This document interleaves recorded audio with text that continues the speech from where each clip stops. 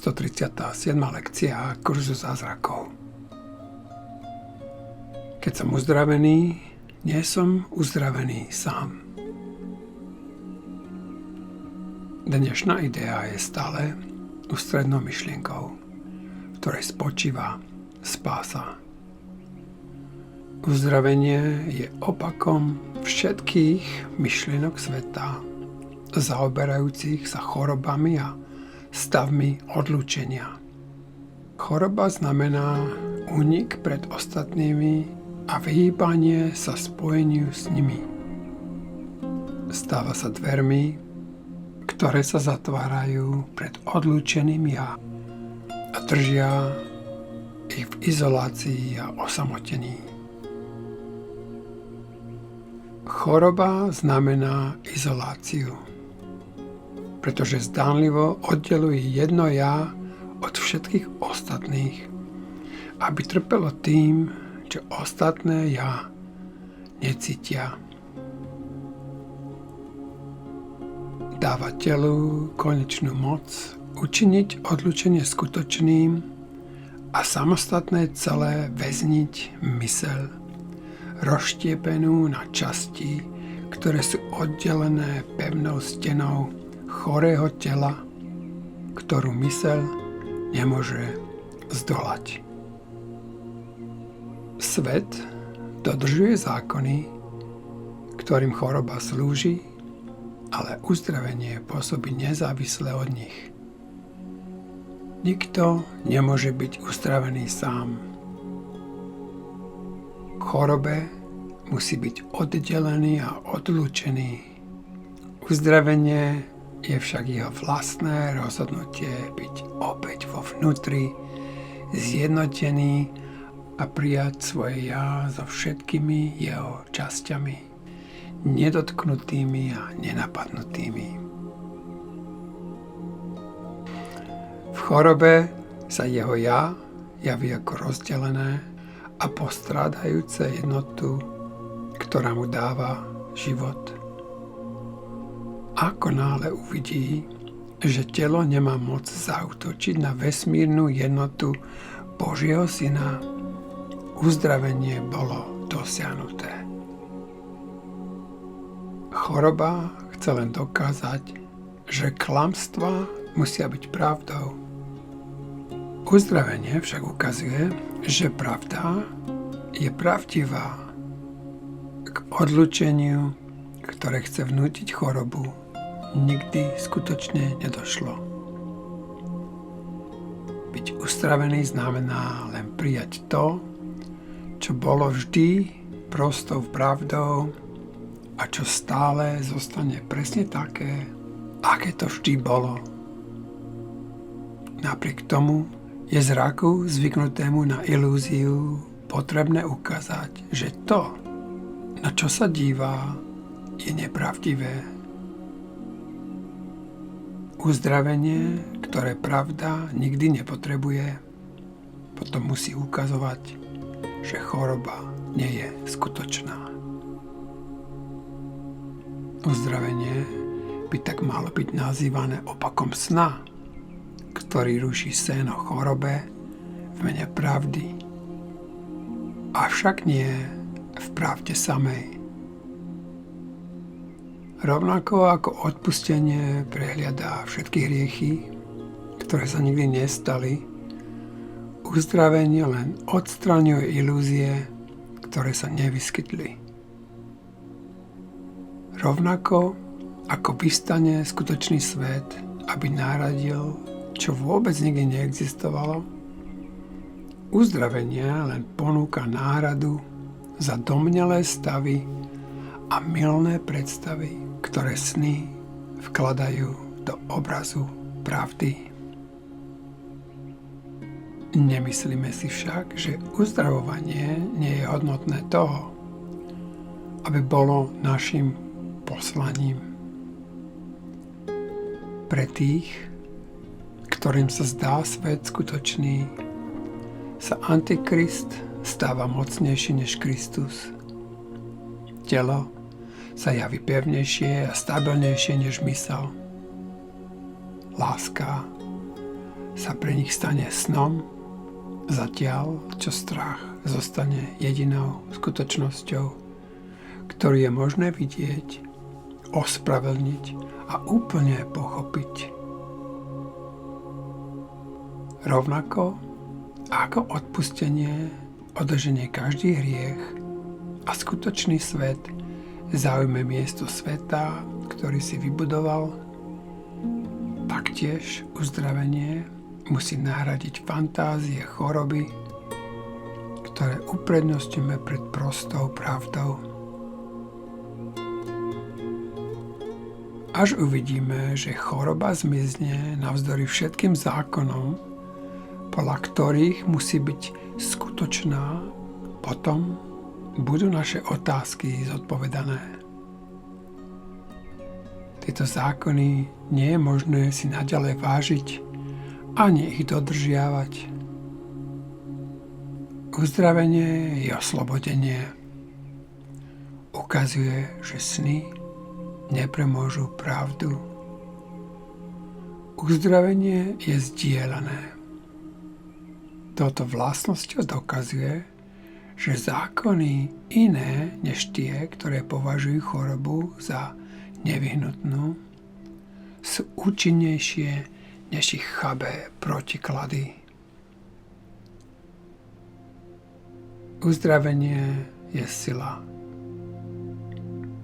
Jeho vľúdna ruka prekonala slabosť a mysle, ktoré boli uväznené v tele, sa môžu slobodne pripojiť k ostatným, aby boli naveky silné.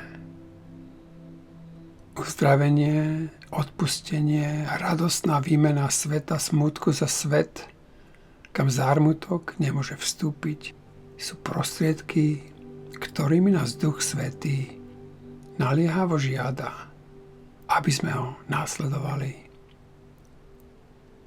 Jeho vľúdne lekcie učia, ako ľahko môžeme dosiahnuť spásu a ako málo cvičení potrebujeme vykonať, aby sme dokázali jeho zákonom nahradiť tie, ktoré sme si vytvorili a tak boli uväznení smrťou. Jeho život sa stáva našim vlastným životom.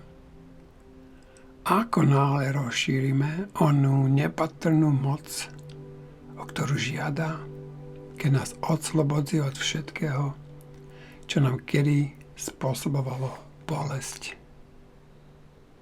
Ako náhle dovolíme, aby sme boli uzdravení, uvidíme, že všetci okolo nás, tí, ktorí nám prídu na mysel a tí, s ktorými sa stretávame a tí, ktorí s nami zdánlivo nemajú nič spoločné, sú uzdravení spoločne s nami.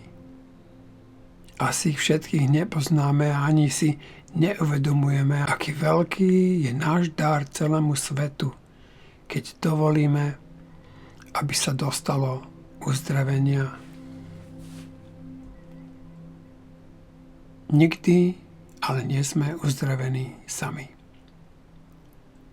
Zástupy a ešte ďalšie zástupy obdržia dar, ktorý získame našim uzdravením. Tí, ktorí sú uzdravení, sa stávajú nástrojmi uzdravovania. Medzi okamihom, keď sú uzdravení, a keď im je daná milosť uzdravenia, aby ju dávali druhým, neuplynie žiaden čas. Čo odporuje Bohu, neexistuje.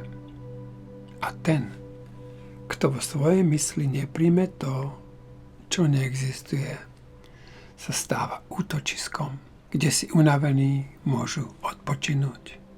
Lebo tu je poskytnutá pravda a k nej sú privedené všetky ilúzie. Nechceli by sme ponúknuť Božej vôli prístrešie? Iba pozývame svoje skutočné ja domov. Je možné toto pozvanie odmietnúť? Požiadajme, aby sa stalo, čo je nevyhnutné, a vždy uspejeme. Iná možnosť je len žiadať, aby bolo, čo byť nemôže, a v tom nemôžeme uspieť. Dnes budeme žiadať, aby v našej mysli prebývala iba pravda a aby sa uzdravujúce myšlienky šírili od toho, čo je uzdravené, k tomu, čo ešte len uzdravené byť musí, a to s vedomím, že k obom dôjde naraz. Vždy, keď odbije hodina, spomeňme si, že našim poslaním je dovoliť, aby boli naše mysle uzdravené, aby sme mohli priniesť uzdravenie svetu a vymenili kliatbu za požehnanie, bolesť za radosť a odlúčenie za mier Boží. Nestojí za to venovať minútu z každej hodiny dávaniu, aby sme obdržali taký dar. Nie je chvíľka času, ktorý ponúkneme malým výdajom za dar všetkého. Na taký dar však musíme byť pripravení.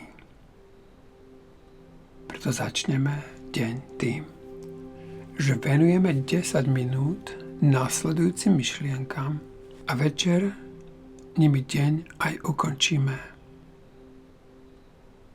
Opakujme spolu. Keď som uzdravený, nie som uzdravený sám. Keď som uzdravený, nie som uzdravený sám. Svoje uzdravenie chcem zdieľať so svetom. Svoje uzdravenie chcem zdieľať so svetom. Aby choroba bola vyhnaná z mysli jediného Božieho Syna.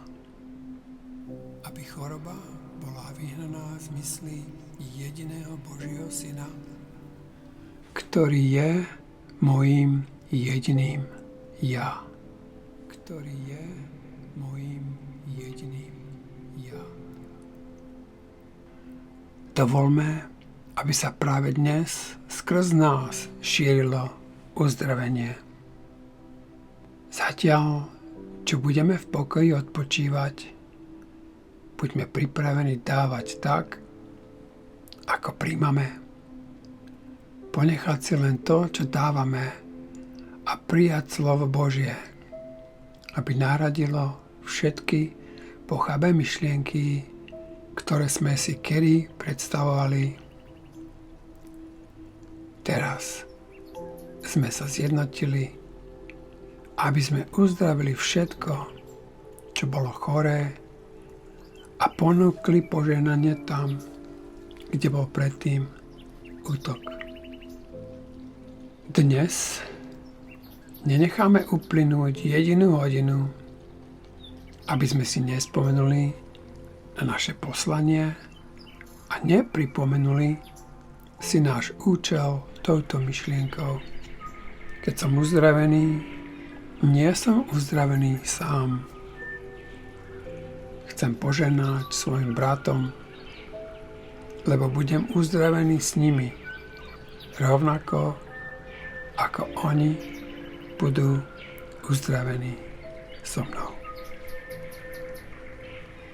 Konec lekcie 137. Keď som uzdravený, nie som uzdravený sám.